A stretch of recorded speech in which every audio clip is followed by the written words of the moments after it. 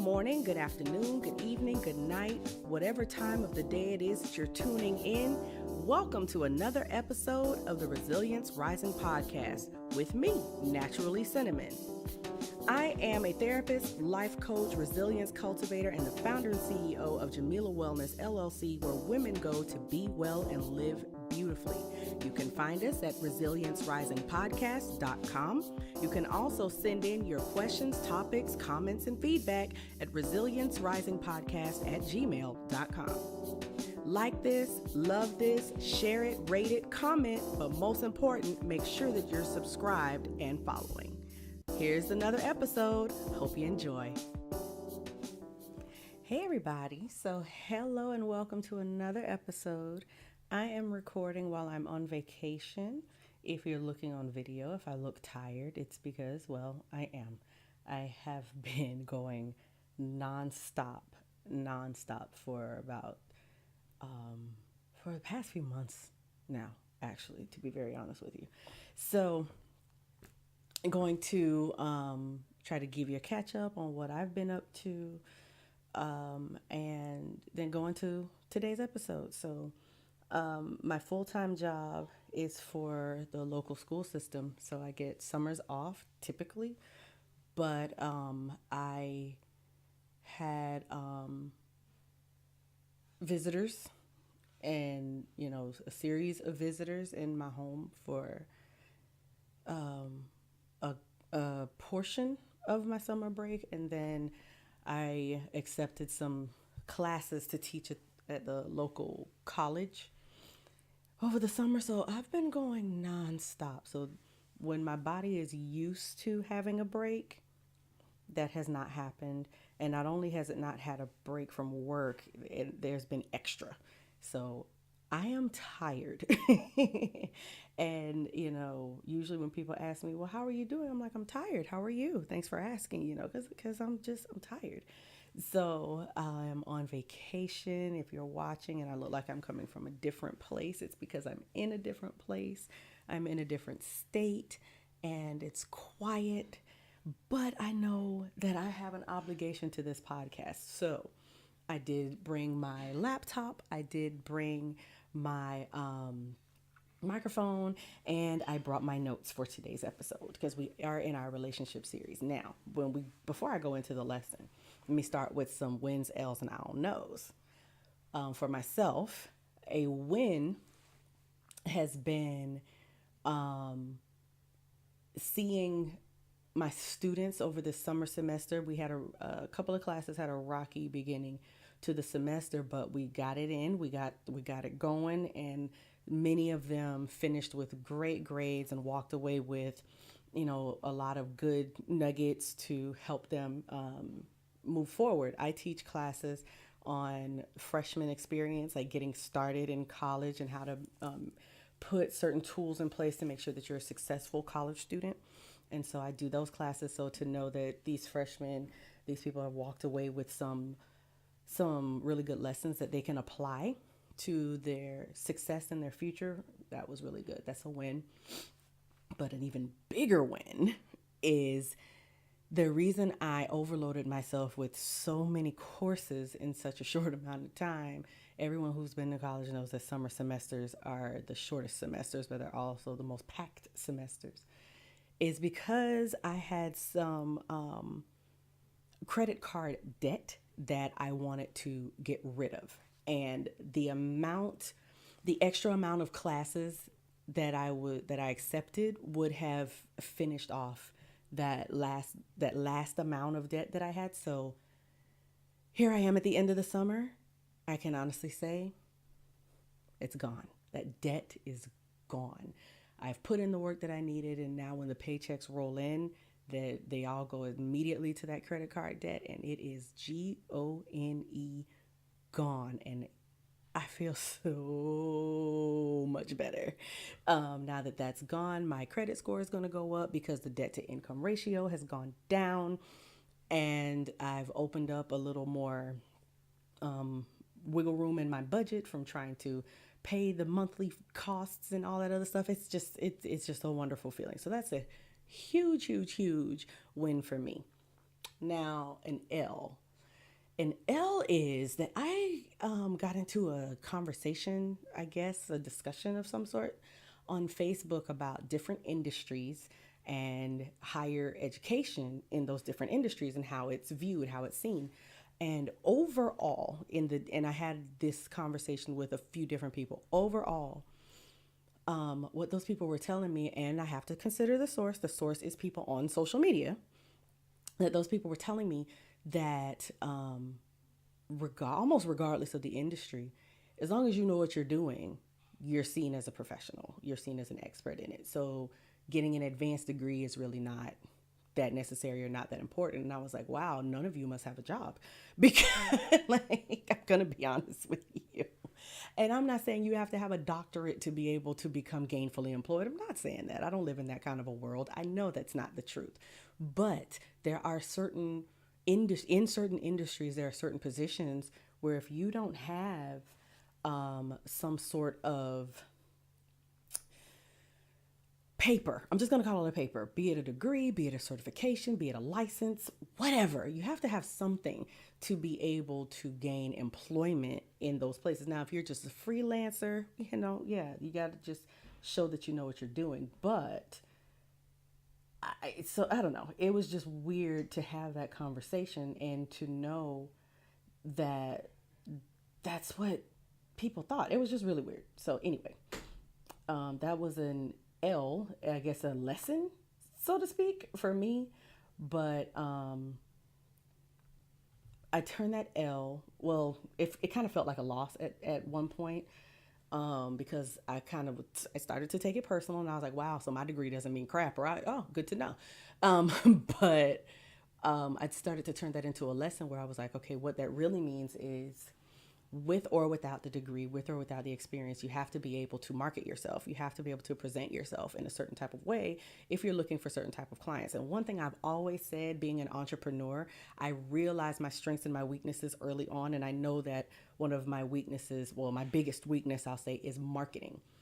I've known that since I've been in business since 2014. I knew that before I went into business, that marketing was my weak point. And not just, and I'm not saying running an ad in a newspaper or even putting a sign up on a billboard or making a flyer. I'm just talking about all types of marketing, when to market, what images to put out, social media marketing, what needs to be on the website, things of that nature. And so I would do some research here and there as much as I could, but again, that's my weakness.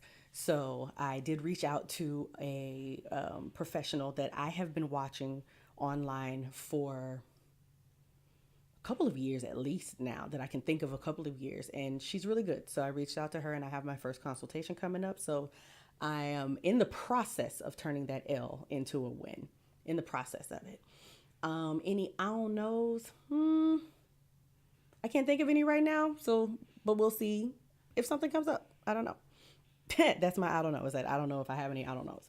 So, so let's move on and let's go into our topic for the day. Our topic for today is, as we're continuing in our relationship series, this is the third episode in the in the 4 episode relationship series, and this episode is about our relationships, our romantic relationships. Now, the relationship series episode 1 dealt with the relationship we have with ourselves.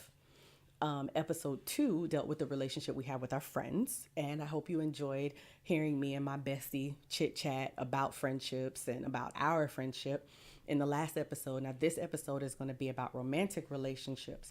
Now, let me start by saying I am in no way, shape, or form a relationship guru, expert, relationship coach, anything like that. But I know a few people that are pretty good. That are pretty good and have been successful. Again, people that I have networked with over time, and I can definitely let you know who those people are. There are 2 young ladies specifically that I do network with and send people their way, if I send ladies their way, if I think that if they ask me if there's somebody, a coach that I could recommend, these are the top 2 at my list that I recommend for relationships. Now, for marriage, actual marriage counseling, I have a couple of other therapists that I've networked with to, for that as well. So if you need that, reach out to me. Now, I'm going to include the two coaches in the show notes. That's Coach Cass, who's Cassandra Henriquez. I hope I'm saying that last name right, but I think it's Henriquez. And then there's also Coach Danny, and that's Danny Spikes. And these are women that have a phenomenal track record with their businesses and with their expertise and what they do. So I'll have the information on how to reach those ladies in the show notes. So go ahead and take a look at that. But I am going to talk to you about 5 things that you're doing or you might be doing that could be fostering negativity in your relationships. And guess what? We may not even know we're doing it. So it's 5 things that we might be doing to foster negativity in our relationships, and we may not even realize that we're doing it. Just so we may not know it, but we're going to try to bring some awareness to it today. Number 1, the first thing that I wrote down was holding grudges, also known as keeping score. Do you do that? Do you do that? Like I've even found myself telling myself to stop doing that.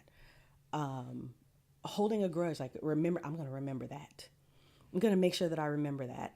And here we are in 2018, and you want to say, remember in 2012 when you said this and I said that, and remember how we got... Does that mean that we forget everything? No, that doesn't mean that we forget everything that ever happened or everything that ever affected us or anything. But it does mean that we do, if we're going to continue to be in a healthy relationship and a positive relationship with that, we have to be willing to forgive it and not continue to bring it up every chance we get. So keeping score, holding grudges, those are things that if you find yourself doing that, you really got to figure out what that is about for you. But doing that, even if you don't realize you're doing it, it fosters negativity. Like I see people online, mostly ladies online, talking about, what their ex 5 relationships ago did or didn't do. Look, my ex 5 relationships ago, I don't even know where or how to find him. I don't recall very, very much, except that we didn't work out, obviously, because we're not still together. So why am I keeping that score? Why am I holding on to whatever that was? Find out why you're doing that. And if you do that in current relationships, if it's a relationship that you want to continue in a healthy and mature and growing way, you really got to figure out what is that about holding grudges, keeping score, keeping tabs, reminding, bringing things up, reminiscing, whatever it is that you're doing, holding a grudge. So, something that you could keeping that ace card in your back pocket kind of thing. Doing that without even realizing it, you are fostering negativity into your relationship. You're there's some sort of wedge that, figure that out. Figure that out, what that's about for you. Another thing that we do that may foster negativity in our relationships is having unrealistic expectations. Now, I was on another podcast called Culture and Conversations with Jameson Smallwood, and he mentioned that unrealistic expectations can also be called covert contracts, and I thought that was really cool. Covert contracts, which is basically like if I get into a relationship with somebody and he comes over to my house all the time, he's supposed to take out the garbage. Well, if I don't tell him that's something that I would like or that I need in order to feel cared for or paid attention to, then if I don't tell him that, how is he going to just know by osmosis? Like I have to be able to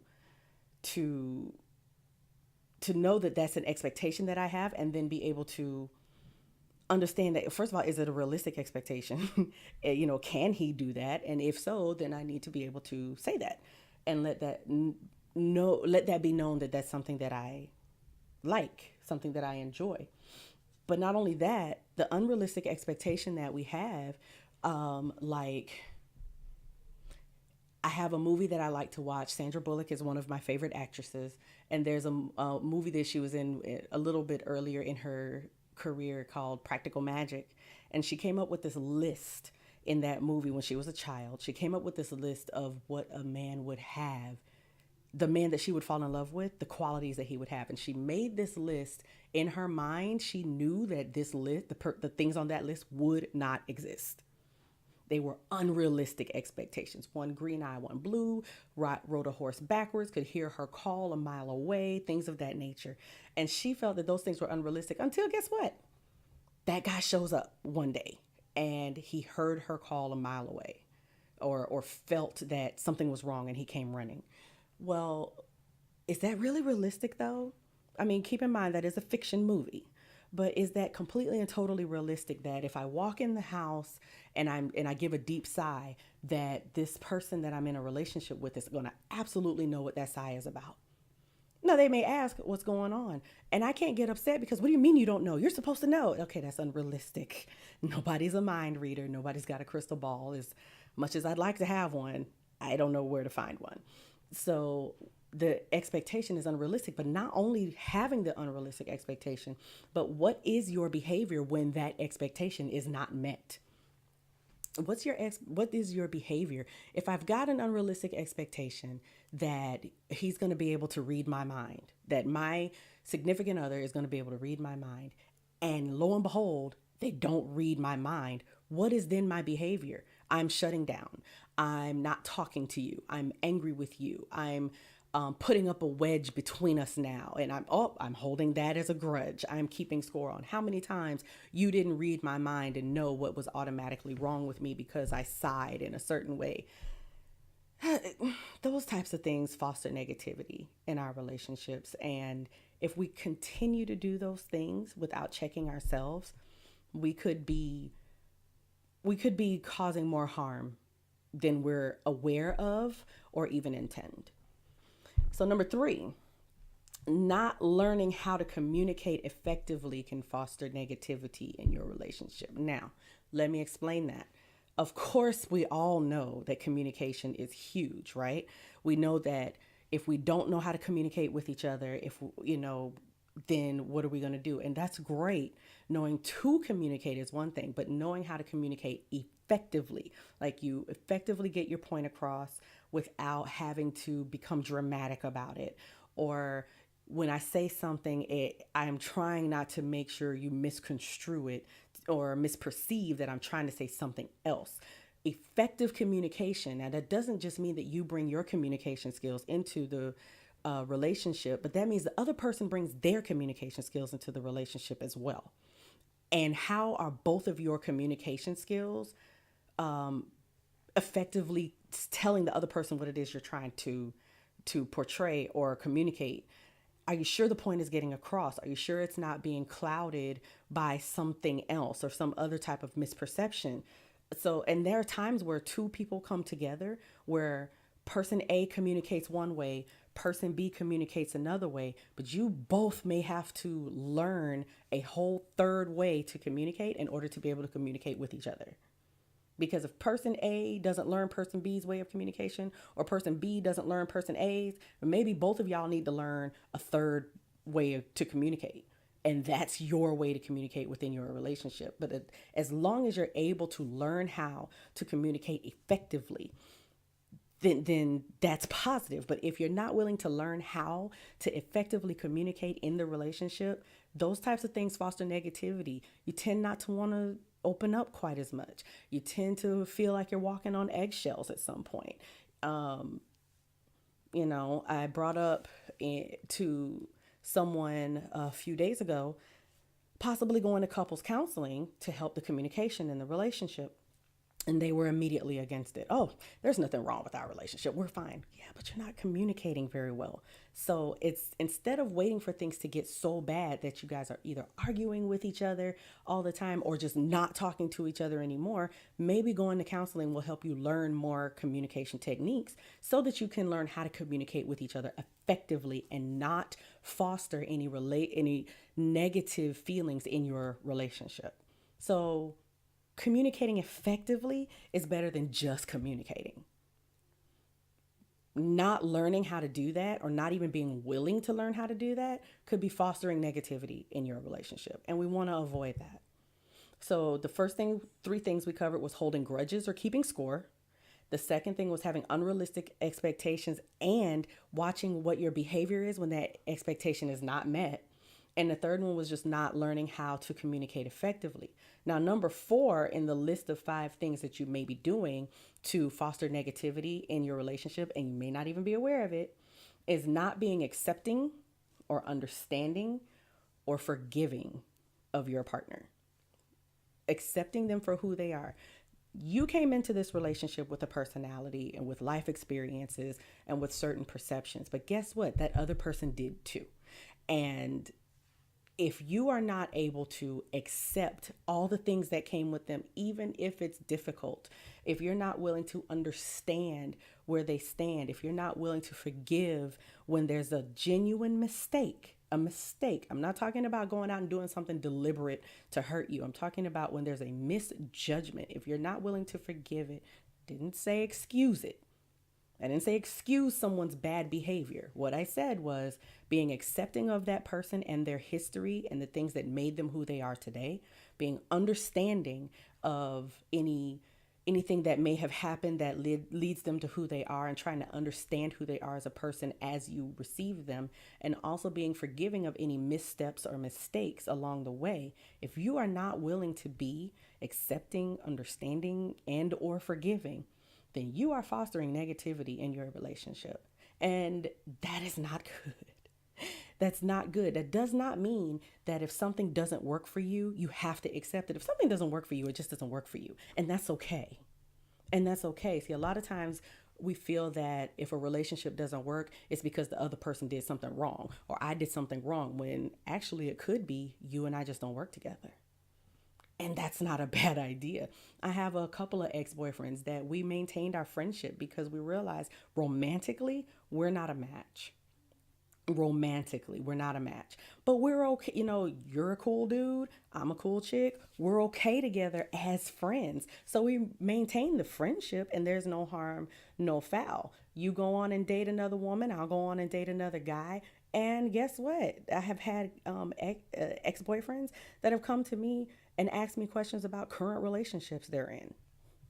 So, like, did I do that when we were in a relationship? Yeah, you did. I didn't like it. But, she may be okay with that. No, she doesn't like it either. Then maybe you need to look at that. Maybe that's not, I don't know, maybe that's something to look at. We can have those conversations because neither person did anything, quote unquote, wrong. We just understood and accepted each other for who we were, and understood that, you know what, that doesn't work for me. So something may not work for you and something may not work for them. And that may not be what you're looking for in the long run. And that's okay. But that doesn't mean that you have to be unaccepting of who that person is. Like, I accept who you are. I just also accept that maybe that just doesn't work for what I'm looking for. And that's fine. You move on. But if you're not willing to be understanding, accepting, and forgiving of somebody who you're in a relationship with, and you want to continue that relationship with that person, then you may be fostering negativity into that relationship. And already that's not a good thing. We want our positive romantic relationships. We want them to be healthy, and we want them to be growing and mature. So we can't do these things if that's the effect that we want, because what we may be doing is creating a negative situation. So be mindful of that. And number 5, finally, what you may be doing to foster negativity in your relationships is wanting or expecting something that you're not willing to give or do.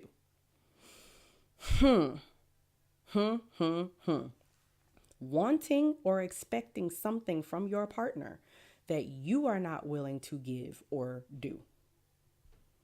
That could go into unrealistic expectations for some people, but that definitely fosters negativity in the relationship. When you want something from someone and you're not willing to do it either.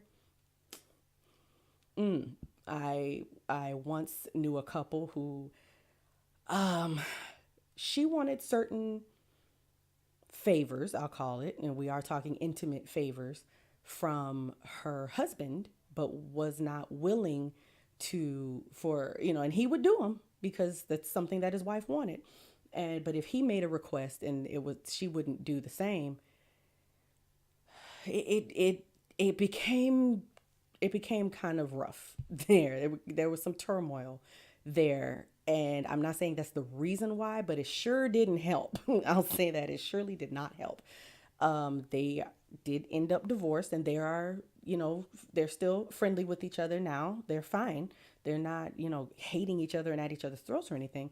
But as far as maintaining the positively, the positivity, the maturity, the growth and success of a marriage, of their relationship, that kind of thing kind of began to foster negativity because they started keeping score.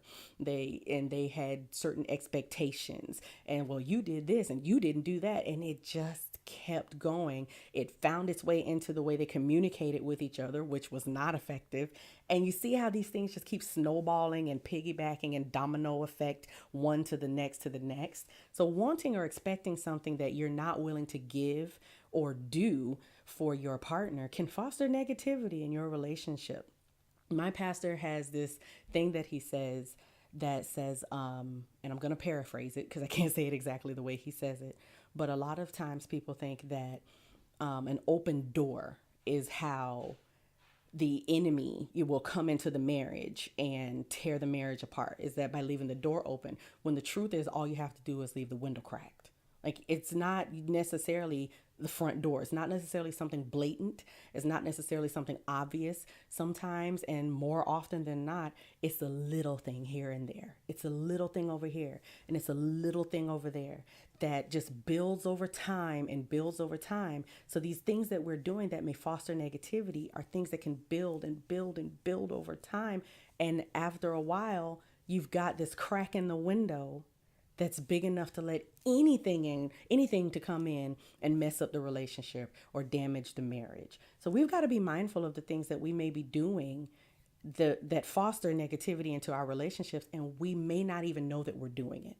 So if you find yourself doing any of these 5 things I said, holding grudges or keeping score, having unrealistic expectations, and being mindful of your behavior when those expectations are not met, not learning how to communicate effectively, not being accepting, forgiving, or understanding of your partner, and wanting or expecting something that you're not willing to give or do. If any of these things sound like it might be you, I really, really, really suggest reaching out to either get some therapy individually or get some therapy for the both of you to try to figure out how to dig through some of that stuff and what's that about and why is that coming up. I really think that we need to figure out, if we know what we're doing to foster negativity, we can try to pull back on that and change our behavior to try to foster positivity, maturity, and growth into our relationships. Okay, so that's my lesson for today. That's the topic. 5 things that we may be doing to foster negativity into our relationships and not even be aware that we're doing it. And I am going to, again, look in the show notes. I'm going to tag 2 relationship coaches that I personally know, have met, have networked with, and I've watched their success over time, not just in their own lives, but in the lives of their clients. And so I'm definitely tagging them. Check that out in the show notes. So yeah, that's it. I hope you guys enjoyed it for today. This episode is brought to you by the I Am a 5-Star Woman Retreat. Join us as women convene south of tropical Miami, Florida on October 6, 2018. In this one-day retreat from our surrounding worlds, ladies will congregate to enjoy all things Jamila Wellness, from uniting the women in the family with the Forever Brunch, to living our star lives, to building our resilience with Naturally Cinnamon. The attendees of these retreats will leave with tools to immediately apply to their lives. The menu, each section, and every activity have been delicately created to increase every aspect of wellness in women: mental wellness, emotional wellness, physical wellness, financial wellness, and yes, spiritual wellness too. Not only will you walk away with having developed each point of your star, you will be a 5-star woman. Register now at www.starshineconference.com and use promo code podcast to receive 10% off your ticket. Can't make it and want a live stream? There's an option for you too. www.starshineconference.com. All right, so this was an anonymous question that was sent to me. It was a very short question, and it's a very interesting question. Have you ever had a bad online dating experience? Yeah. Short answer, yes. Long answer, oh, okay. Short answer, yes, I've had a bad online dating experience. I had a couple. Long answer is that I learned from online dating that the pool's just bigger. So I could meet somebody organically and go out on a date and have a bad date, or I could meet somebody online and go out on a date and have a bad date. So I did learn through online dating that it's not different. Your pool's just bigger. So yeah, your likelihood of meeting more people is there, but your likelihood of having more bad dates are there, but your likelihood of having more good dates is there as well. So, take it with a grain of salt. But I will share, let me see, the worst online date I ever had was um, mm, with a guy who he came to pick me up. It was terrible. He came to pick me up. We went out to a restaurant. He decided to bring up politics, which is, I don't think that's ever a good first date topic. We disagreed on almost everything he brought up, but that did not stop him from deciding that we should go back to his place and watch a movie, which he thought then meant removing my shoes and sticking my toes in his mouth. And at that point, I was like, sir, take me home right now. Thank God he wasn't some horrible, like, rapist or killer or anything like that. Um, but yeah. What's funny is when he came to pick me up, I left his, and I've done this with any blind date or online date that I ever had. I would find their license plate number, the make and model and color of their vehicle, and I would make sure that at least 5 people had that information. You knew exactly where we were going. You knew the name, that at least the name that he gave me online, the actual name, the username, the website that I met that person from, the make, model, and color of the vehicle that picked me up, and the license plate number. All of those things, at least 5 people had that before I even went out on the date. Because I was just like, nah, I'm not ending up in a ditch and you can't find me and this person is not held accountable. Like, no, no, no, no, no. Even if I end up in a ditch somewhere, you will be held accountable. So that was my mindset, safety first. But that I thought that was like, ew, you're disgusting and gross. So that was a bad online date. Another one, it wasn't a bad online date, it was just extremely weird. I decided that he wasn't going to come and pick me up. This particular guy, I wanted to meet him somewhere where there would be people, where it was a busy place. Not a Starbucks, because we can't really eat very much at a Starbucks, at least nothing that I want for dinner. And so we met for lunch at a pizza joint. And the guy walks into the pizza joint with like a dozen flowers, which I was like, that's nice and all, but at a pizza joint though? So we're sitting at this pizza joint with flowers on the table. We're the only people looking corny with flowers sitting on the table at this pizza joint. So it was like, this is weird. And he immediately set in to start asking me what kind of mother I'd be to his daughter. Oh, dude. Okay, so yeah, that was the only date that we had. But I've met a couple of really cool guys, one of which I'm still in touch with. The other one, we lost touch over the years. But one of them, he's a really good friend. If to this day, if people ask me who my male friends are, his name comes up in the list. He was wonderful. We had a great time. We went on a lot of dates, actually. We hung out a lot. We talked on the phone about a lot of stuff. We got to know each other pretty good, but pretty good enough to know maybe romantically we're not exactly what the other person is looking for, but he's a great guy. He's a great guy. I'm actually looking forward to the woman that he marries. I'm looking forward to going to his wedding and shaking her hand and hugging her and being like, welcome to the family. He's really, really cool. So again, online dating, you just basically open up the pool for more people to come your way. But you also open up the pool and the opportunities to meet some really cool people. That's really my take on online dating. I'd be very interested to hear what other people have to say about online dating. So please shoot it to me in an email or leave a comment or whatever you want to do. And that's it for today. Hope you guys enjoyed it. I'm going to go back on vacation and put my feet up and watch some TV or maybe even take a nap. I don't know. So enjoy, everybody, and I will see you next week as we finish the relationship series, and we will be talking about our relationship with our family members. It's going to be a good one. Later. It's time for the Spirit Support segment, when we take a moment to feed our spirit. Brought to you by Jamila Wellness, where women go to be well and live beautifully. You know, love can be a pretty difficult thing to try to understand. That's why in Mark chapter 12, Jesus tried to make it a little bit easier for us. And he was basically saying that out of all of the things that may be considered as commandments or ways of life or anything of that sort, the first thing that you need to keep in mind, the most important thing ever, is to love God with everything you've got: your heart, your soul, your mind, your body, your ways, whatever.